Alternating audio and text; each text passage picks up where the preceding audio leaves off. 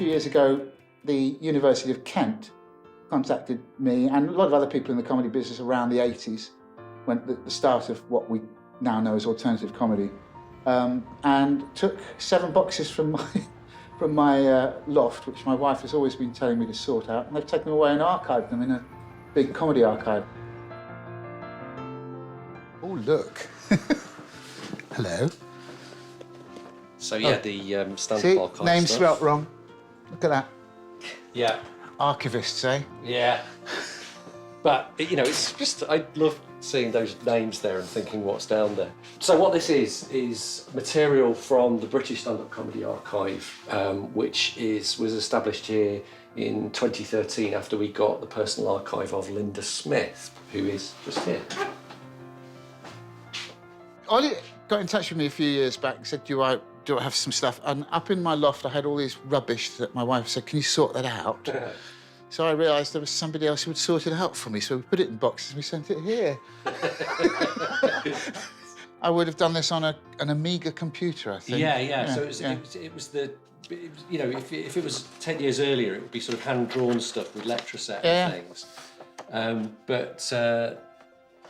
You know, when people first had computers, it was quite limited what you could do with them, so... Well, still the same publicity shots used by most of the acts. Still the same material. Yeah. And it's also interesting, sort of, who's still going out of those and what they're doing now, you know. This is of that time. You say you would send a press pack out and it would be done through the post. I mean... Even that seems like another age, right? Sending something in the post, a letter, a physical letter. Well, also, you know, it was all cash. Yeah. You know, there was no booking procedure, really.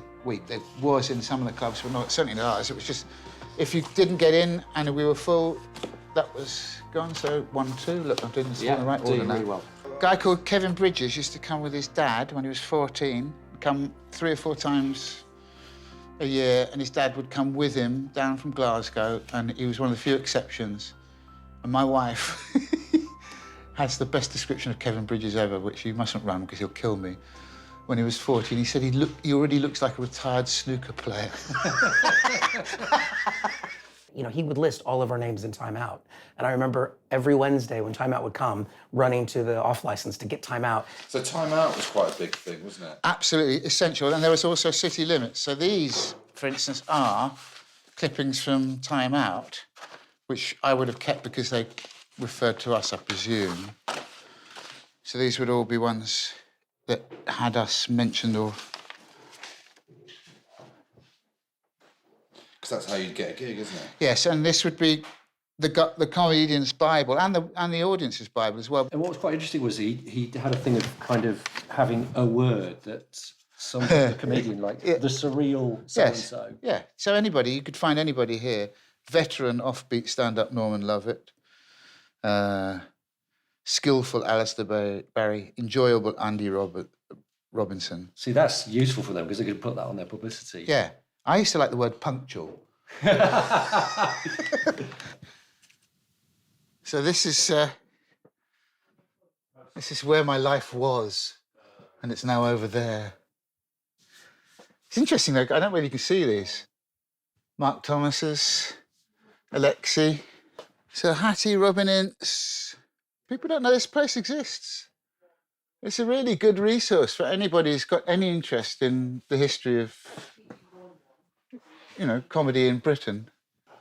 When Sean died, I found, and I gave it to his brothers, his letter that he wrote to me from Dublin saying, I'm part of a 3-man sketch group, you know. Oh, right, yeah. And we want to do The King's Head. And he turned up on his own. First time I'd met him. Yeah. And I said, what happened to the other 2? He said, I lost touch with them.